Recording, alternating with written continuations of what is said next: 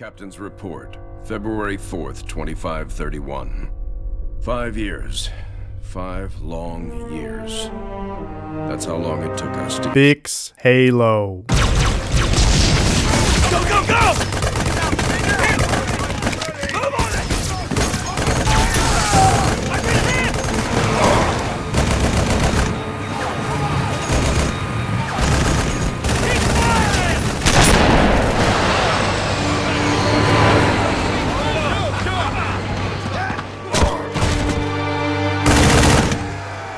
At first it was going well, then setback after setback.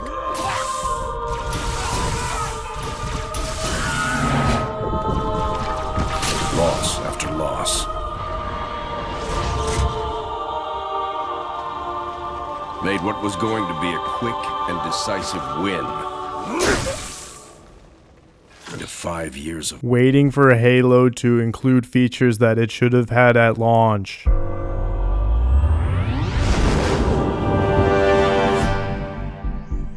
Of course, that's all Halo. it is today.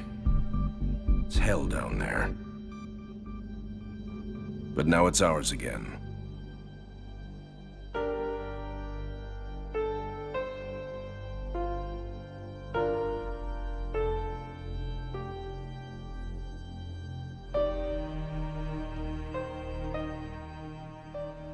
The launch of Halo Infinite back in 2021 was shaky, to say the least.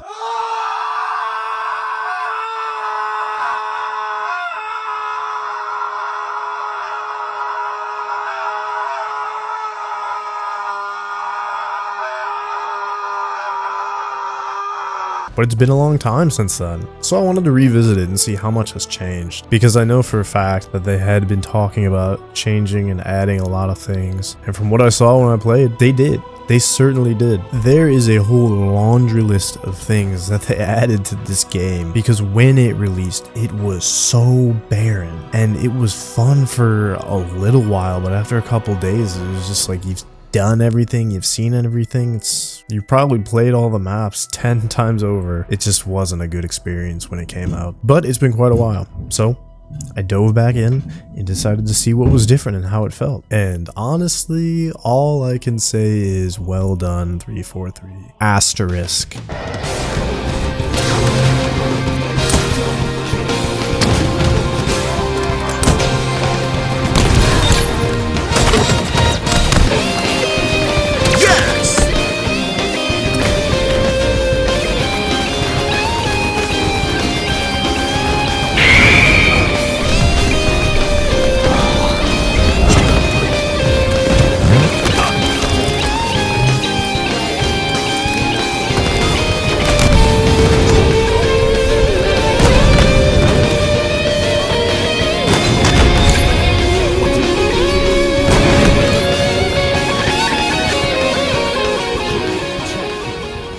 We'll get to the asterisk after I get through all the improvements and all the changes. To start, they actually added content into their game. I don't know how many of you remember how it was at launch, but there were probably a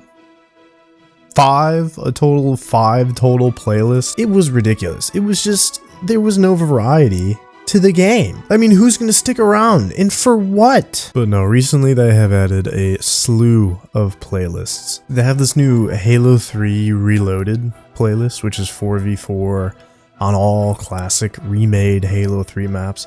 It's really cool. I don't want to just say it's nostalgia bait, because I know it's something that a lot of people really wanted to be put into the game, and it works really well. All the maps look great, the game modes are fun, and along with this they have a new 8v8 mode, which is akin to the classic big team battle, which is also done on a lot of classic maps, including Halo 2 Waterworks. So they've done a lot to bring back the old charm of the game. It seems like they're finally actually listening to their fans, and I don't know why that wasn't the attitude from the start. Why would you ignore your fan base? They have remade so many classic Halo maps, and they've made some very good new ones too. Gone are the days of being corralled down 3-lane maps, and it keeps the game fresh, and it keeps it interesting, and it makes me want to keep coming back and playing more. And not even just for the maps, it's It's because I'm not as bored as I was when I originally played the game at launch, and I played this game a lot when it launched. I really tried to give it the old college try. They even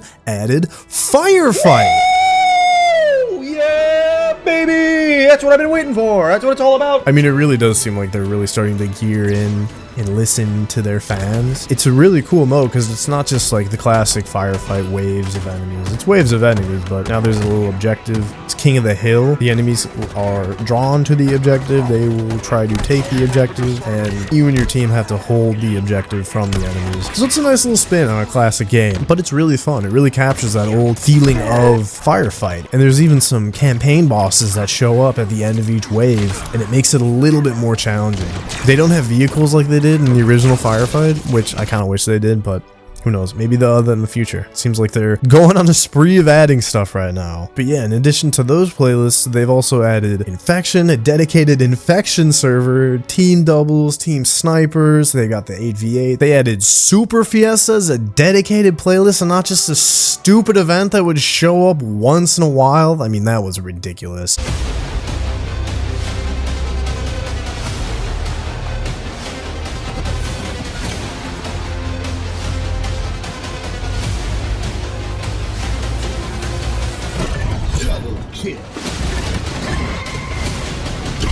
You're a f***ing idiot. This needs to stop. Now. And the Super Fiesta mode is really funny because it's all these overpowered campaign weapons. So even if you show up with the little sidekick, you kill an enemy in like 3 shots with it because it's the overpowered sidekick. Even if you have the little disruptor pistol, you kill an enemy pretty quickly comparatively.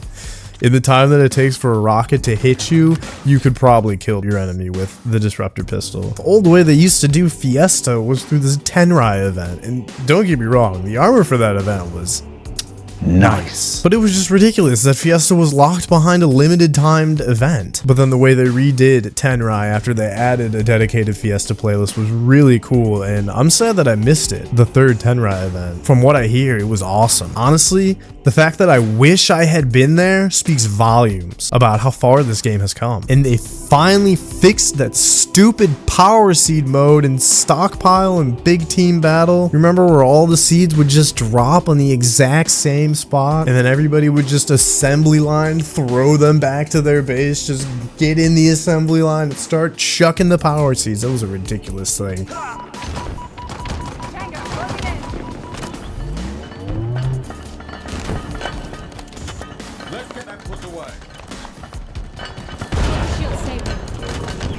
What the f is this piece of shit? They actually did a pretty good fix with it where they spawn in, it seems, at seemingly random locations. So there's 5 power seeds around the map instead of all just clustering in one area. Now there's still a lot of XP that's locked behind challenges, but the challenges are exceedingly more simple and less restrictive in the way they make you play the game. I mean, you really don't even have to look at them to complete them. They're very easy. It's just like play matches, win matches, get kills, get score, do damage. It's like things you're already gonna be doing. And they still have the weekly item that you can unlock after you do the weekly challenge, which again is it's a little bit more of a challenge, it's a little bit more specific, but that's okay. I mean, if you want to get a specific item, it's okay if it's locked behind one specific challenge. And the week that I logged on, the item was the helmet for Riz from the TV show. So I had to unlock it so that I can say for a fact I do have Riz and no one can tell me I'm wrong. Who's laughing now? Yes, I was in the chess club. But you get a lot of XP now from just playing the game, finishing matches, doing the objectives. So they're really rewarding you just for being there, being present, playing the game. And they even add a little specific rank progression that you can see in your player card. You can see other people's ranks. So they're really trying to polish these little things that people have been asking for. They do also give a lot of free items out. There's a few like 20, 30 level battle passes where a lot of the items are free, which is a really good thing to see. It's nice. And for the old battle passes, if you want to buy one of them, you can still buy one of the old ones and you'll get the currency back, so you can just keep doing all the battle passes in order. Because if you buy one, you've basically bought enough to buy all of them because it gives you all the currency back. So that's a nice thing to see. It's definitely more charitable than some companies, and that's a good sign. But, and this is a huge but, I'm talking a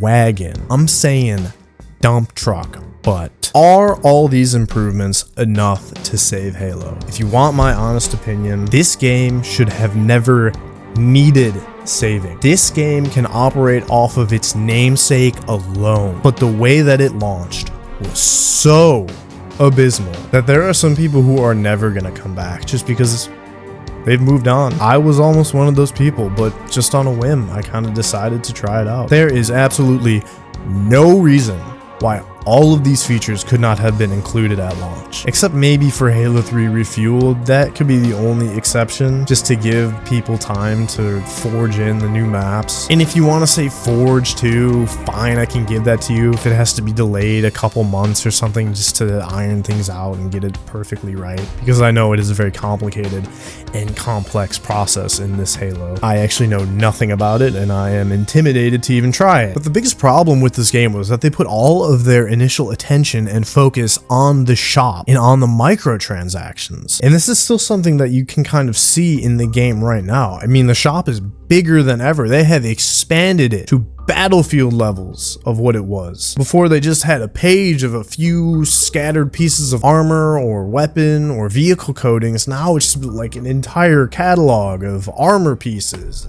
event things, and it's just... I get it, you have to monetize your game, but I don't know, I'm just sick of seeing it all the time. And this is kind of where that asterisk from earlier comes back, because it's good job 343, but why is this the standard nowadays with every AAA company? Battlefront 2, Cyberpunk, Battlefield 2042, Red Dead Redemption 2 Online, Fallout 76, Anthem, even GTA 5 was kind of like this when it launched, and that was all the way back in 2011. Heck, even indie games were getting into this for a while. No Man's Sky, Sea of Thieves, all of them were content barren at launch. And then they get this media blitz after putting out a plethora of updates, and it's like, oh, it's brand new, it's such a great experience now, oh my gosh, everyone go back and play these games. Why can't you do that at launch? Why can't game companies just put out a game and have it be successful from the start? How much more successful will your game be in the future if you have a great game to start and then you start adding stuff down the line that is even better, that you're building on top of it? You could be making the best games in the world, but you just don't want to. What the f does this even mean? You're a fucking idiot. It's like these corporations know that they're going for a live service take, but then they just assume that everyone's gonna stick around to see it pan out. That's just not the case, especially not with first-person shooters. I mean, this is one of the most competitive genres of gaming that there is. If you don't like Halo, you have so many different options to choose from. I'm not even gonna list them because it's so extreme. It really does seem like the biggest and wealthiest gaming corporations of today are just putting out the absolute worst games. But I didn't hate this game when it launched. I acknowledged that it was in a very bad position, because it was, but I still kind of enjoyed playing it from time to time. I just got bored after a while. It was just the same 5 maps over and over and over again, and it was just maddening. I just didn't want to keep playing it after a certain point, because it was just like, this isn't fun. It's just like work. Video games should be fun. They don't need to always be competitive, but competition can be fun. If I could give any advice to any aspiring video game creators out there, all I would say is just listen to your fans and don't deprive them of things that they would normally enjoy. If you're gonna do that, give them a substitute, I guess. I don't know. Were it so easy. Look, I'm not a video game developer, but I think it's just common sense that you shouldn't deprive your fan base, who are the people who are gonna be supporting you. The intro cutscene that I played was from Halo Wars, a game that was developed by a completely different studio than Bungie, and which was a completely different gameplay experience than the typical Halo formula. Yet still they managed to capture what made Halo Halo better than all the recent 343 Halos have. The developers, Ensemble Studio, created a very successful Halo game in a new RTS format that was completely atypical for the standard Halo. And it was so successful that it even came out with an equally successful sequel, even though it might have had some slightly questionable design choices.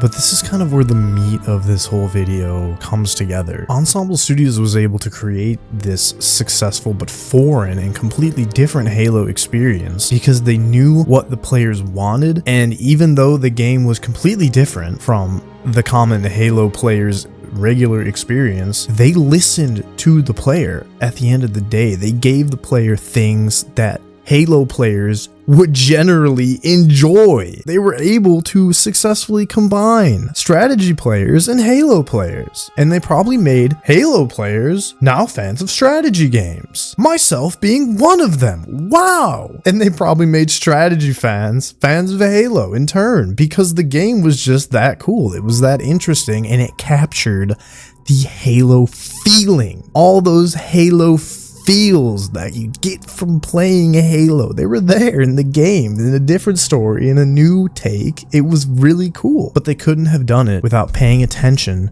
to what the audience wanted. And this is something that 343 doesn't really seem to care about, or at least they didn't care about it when certain people were in charge that are no longer in charge. You work on Halo, you run Halo. You blew it!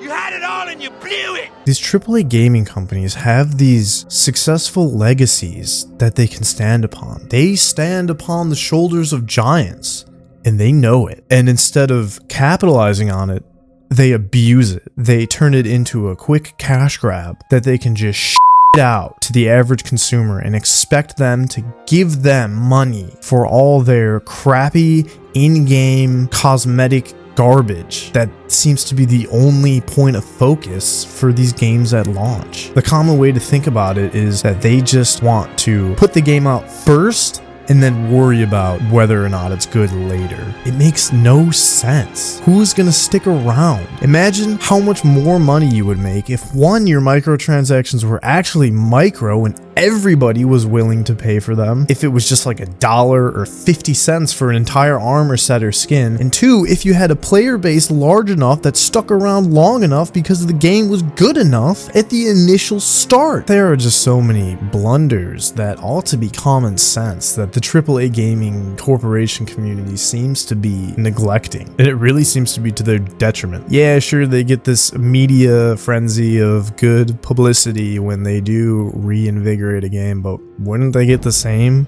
when the game initially launches good? I can't fully blame the companies for all of these choices, because to be fair, they wouldn't be making them if people weren't paying for them. So at the end of the day, it really is on you and me to make the choice and say F you to these BS garbage game launches. Without our money, these game companies have nothing. They have absolutely nothing. And that was proven by Cyberpunk. We have the ability to stick a finger up these corporate assholes and deprive them of their beloved investor support. So with that, I would urge all of you to proceed in your future in gaming endeavors with caution and a grain of salt with everything that you seek to purchase. Take care, y'all.